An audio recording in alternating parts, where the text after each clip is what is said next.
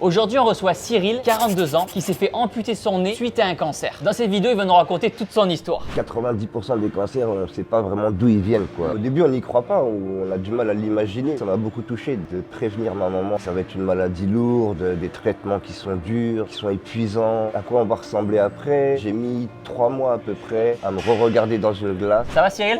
Ça va très bien. Enchanté. Enchanté Thibaut. La forme? Ça va bien. Cyril, est-ce que tu peux enlever ton nez, s'il te plaît? Oui. Waouh, c'est impressionnant. Cyril, pourquoi tu n'as pas de nez alors? En fait, Thibaut, en mai 2020, j'ai été diagnostiqué d'un cancer du nez suite à un petit polype en haut de mon nez qui avait fait gonfler mon nez. Je me suis rendu aux urgences et à ce moment-là, suite à l'extraction du polype, derrière, ils ont repéré une petite matière cancéreuse qui a déclaré un cancer de la pyramide nasale. Un polype, en fait, c'était une sorte d'inflammation rouge? Oui, tout à fait, ouais. C'est une petite boule graisseuse que les gens peuvent avoir à l'intérieur de leur corps un peu D'accord. partout. Ils sont à 99%, ils sont bénins, mais là, celui-là, heureusement qu'il était bénéfique et qu'il a fait en sorte qu'on puisse détecter le cancer derrière. D'accord, C'est ok. un peu un mal pour un bien, on Bien va sûr. dire. Donc tu arrives à l'hôpital, là les médecins te disent que tu as un début de cancer. Et là, comment tu réagis quand on te dit on va te couper le nez?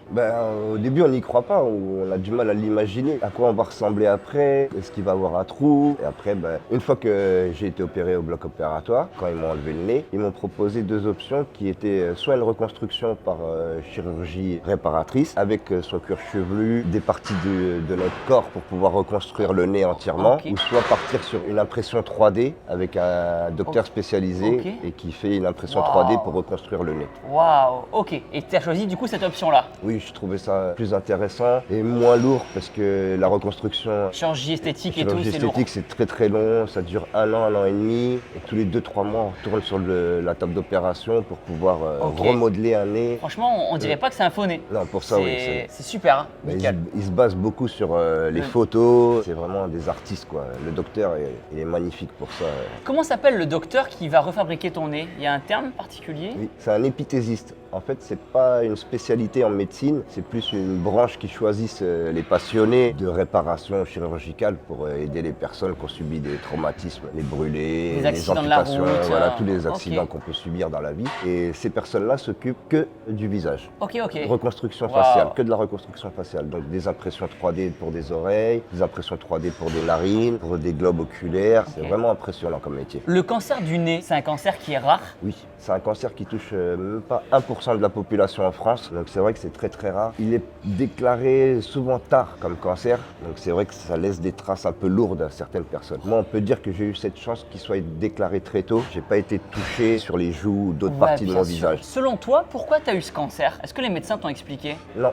C'est vrai que c'est ça qui est un peu difficile dans ce monde de la médecine. Le cancer, en fait, 90% des cancers, on ne sait pas vraiment d'où ils viennent, quoi. Entre la malnutrition, moi j'étais fumeur, donc peut-être que ceci a entraîné les choses. Et c'est vrai qu'ils ne nous disent pas. Ils nous trouvent une solution pour nous soigner. On m'a pas dit le pourquoi du comment j'avais attrapé ce cancer-là. Pourquoi on appelle ça le cancer du menuisier? Parce que souvent, c'est les menuisiers, justement, ou tous les ébénistes, tous les professionnels du bois, avec toutes les petites particules de bois, toutes les sciures qui volent, qui sont en suspens, comme ça, dans l'air, ça grippe dans votre nez, et c'est là que ça crée Des risques de cancer. Des risques de cancer du nez, ouais. Comment t'as informé ta famille que tu avais un cancer du nez et que du coup tu allais te faire amputer? Cette épreuve, ça a été vraiment un peu la plus lourde, quoi, parce que qu'on me dise que j'ai un cancer, qu'on allait me soigner, pour moi ça allait, je l'ai accepté. Mais après, ça a été une épreuve un peu plus lourde de téléphoner à ma mère et de lui dire ce mot, parce que c'est vrai que quand les gens le mot entendent cancer. le mot cancer, tout de suite on pense à la mort, ou C'est on vrai. est plus proche de la mort, ou voilà, on entend plein de cas qui sont difficiles, ça va être une maladie lourde, des traitements qui sont durs, qui sont épuisants. Et c'est vrai que moi, ça m'a beaucoup touché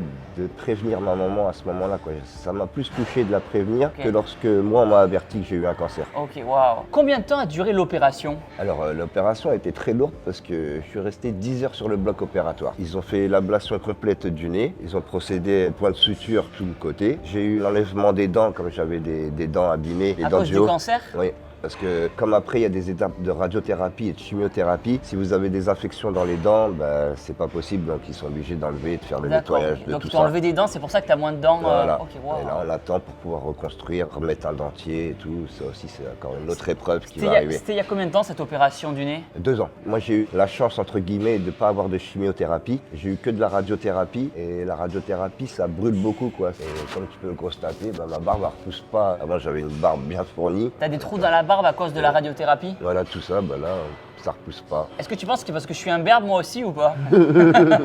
Moi aussi, je dois avoir une radiothérapie sans le vouloir en fait. Pourquoi tu as des cicatrices et des agrafes? En fait, on fait l'ablation du nez déjà pour pas que le cancer se propage dans le cerveau ou dans le sang. Et ensuite, ils font une ouverture de la gorge et ils nous enlèvent les glandes salivaires justement pour pas qu'il y ait des petits résidus de cancer ou d'autres choses qui peuvent descendre dans le système salivaire D'accord. et qui pourraient contaminer. Et les glandes salivaires, c'est quoi leur rôle? Avoir tout le temps de la salive justement. Et aujourd'hui, du coup, tu n'as plus de salive? Moins. Moins de Donc, salive. Je suis plus sec, ouais, je bois plus. D'accord, ok. Depuis 2 ans, j'ai jamais bu autant d'eau de ma vie. Wow. Ok. C'est vraiment hallucinant. Quelle était ta réaction la première fois que tu t'es regardé dans une glace sans nez? En fait, ça a été un peu long. J'ai mis 3 mois à peu près à me re-regarder dans une glace. 3 mois. Ouais, à m'accepter. Même à la maison, quand je me débarbouillais le matin, Tu je me regardais lavais, pas. je me regardais pas, je Ok. voulais pas me regarder. Je faisais faire les soins par une infirmière. Et après, quand j'ai senti dans le regard de l'infirmière, parce qu'elle-même elle assistait, elle me disait c'est bon, c'est bien cicatrisé, t'es bien, ça passe bien, t'as un visage harmonieux. Elle m'a donné confiance aussi, cette Wow. personne-là. Et un matin, je lui ai dit c'est bon, donne-moi le miroir, Ok. je me regarde dedans. Et là, du coup, qu'est-ce qui s'est passé alors? C'est une sensation un peu spéciale. C'est vrai que mon visage était toujours harmonieux. C'est pas choquant, c'est pas moche, on va dire. Mais ça va, ça n'a pas été très très choquant, quoi. Et tu t'attendais à pire en fait?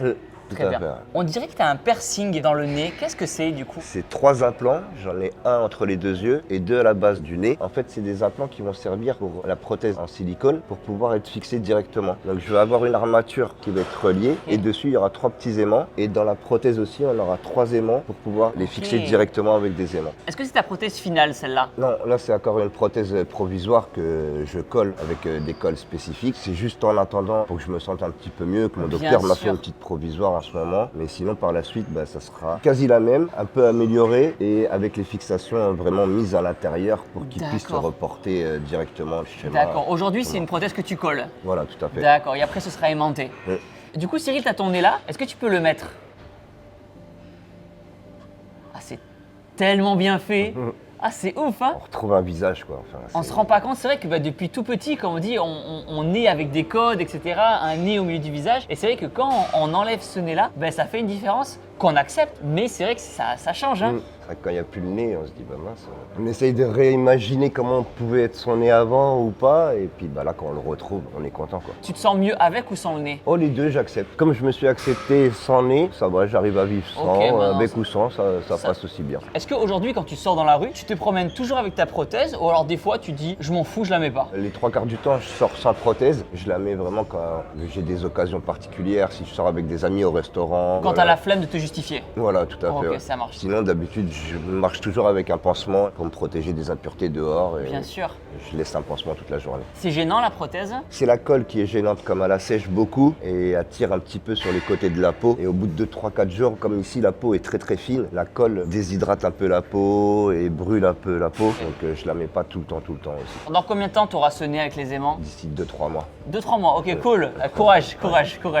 C'est pris en charge le nez et tout? Pas tout complètement. Ah, tu dois payer de ta poche, Oui, toi, tout n'est pour pas avoir pris en du... charge, parce qu'il y a des soins comme le dentier, tout n'est pas pris en charge. Ah ouais, t'as Pour un certains cancer, mais cancers, tout n'est pas pris en charge. Pour Ah certains ouais. cancers, tout est pris en charge. Pour d'autres, non. Les cancers de la tête sont mal reconnus Wow. par la sécurité sociale et tous les organismes. Bon, ils prennent à 75% entièrement, et après, on est aidé. Combien ça coûte un nez? Il coûte à peu près 6 000 euros. 6 000 euros, ok, ouais, waouh. Et après, tu le garderas toute ta vie? Oui, après, comme c'est matière en silicone, il y a de l'usure aussi, Ok. avec le nettoyage, tout Bien ça. sûr. Donc, tous les 3 ans ou 5 ans, la sécurité sociale nous permet de le Bien refaire. Et si vraiment, en cas d'autres accidents, ils peuvent le refaire dans la même année. Ok, ils sont super. autorisés à le refaire que la même année. Quel est le regard des gens dans la rue quand tu te promènes sans prothèse? En fait, au début, oui, j'avais un peu, pas peur de sortir, mais c'est vrai que peur des gens, du regard des gens, comment ils allaient se comporter envers moi. Et en fait, non, les gens ne font pas trop attention à vous. Bon, ils regardent un petit peu, ils ont un petit air interrogatif, mais ils sont pas là vraiment à vous fixer comme ok. une bête de foire. Ça m'est arrivé 1 ou 2 fois à me montrer du doigt avec leurs copines. Ah ouais. Voilà, dire ah ouais, regarde, il a pas de nez. Ah, en mode devant toi et tout. Ouais, voilà. putain. Et là, c'est vrai que c'est blessant, quoi. Les gens, ils manquent de respect. C'est l'humain. Ils sont curieux, mais voilà. l'humain est curieux. Il y a des gens qui viennent te voir dans la rue des fois en te disant bonjour monsieur, on se questionne, qu'est-ce qui vous est arrivé? Dans la rue directement, non. Souvent, ça arrive, c'est lorsqu'on fait la queue dans un supermarché ou à un endroit où on fait la queue quand on est en attente fixe En attente quelque fixe. part. Là, oui, dans la queue, des gens peuvent arriver ou nous demander excusez-nous, ça nous intrigue, qu'est-ce Ouais, qui vous est arrivé, bien sûr. ou est-ce que c'est volontaire ou pas. Bien On sûr. m'a déjà demandé ça aussi, si c'était volontaire ou pas. Oh oui. là là. Je dis quand même pas, non. mais- Quand même, maintenant tu leur enverras la vidéo maintenant comme Voilà. ça. Du coup, tu as créé un compte TikTok. Euh.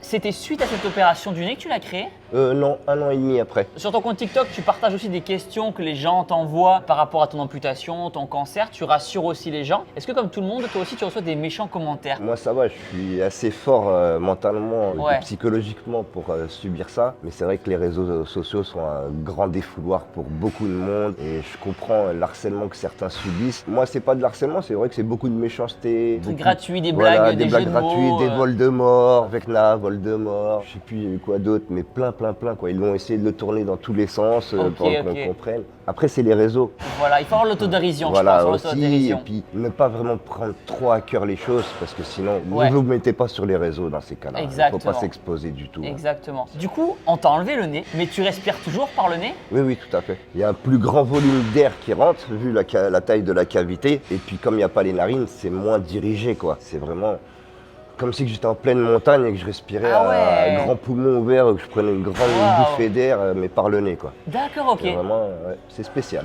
Ah, c'est original. Est-ce que ça a changé quelque chose au niveau des odeurs? Non, en fait, le nez, c'est juste notre filtre à air anti-pollution, on va dire. Les odeurs, c'est une petite cellule qui se passe vraiment au fond de notre nez et qui est en contact avec notre cerveau. Et quand les odeurs montent, bah, ça communique et puis c'est là que ça nous dit si ça a bonne ou mauvaise odeur. Mais D'accord. moi, je ressens toujours. Et D'accord. heureusement, ouais. Bien Parce que sûr, sinon, bien sûr, bien sûr. J'aurais été un peu dégoûté de perdre l'odorat aussi. Tu portes aussi des lunettes. C'est pas trop compliqué de poser les lunettes sur la prothèse? Non, ça va, je le ressens pas parce que bon, c'est des lunettes, elles sont légères. Mais ce qu'il y a, c'est qu'on sent pas quand elles glissent des fois. Parce que du coup, tu es insensible au niveau du nez. Voilà, ouais. Donc il n'y a plus aucune douleur, pas de sensation. C'est vrai que des fois j'ai eu le nez qui a coulé, mais je ne l'ai pas senti quand je l'ai vu tomber, puisque je sens pas et pas le silicone ne procure aucune ouais. sensation à mon D'accord. corps. Est-ce que tu peux toujours te moucher? Oui, je me mouche avec un Kleenex que je mets entièrement, bah, je peux vous faire voir. Ouais, bien sûr. Je suis obligé de boucher toute la cavité et de souffler très fort comme on fait avec les petits enfants. Ouais. Et pour essayer de sortir quelque chose, puisque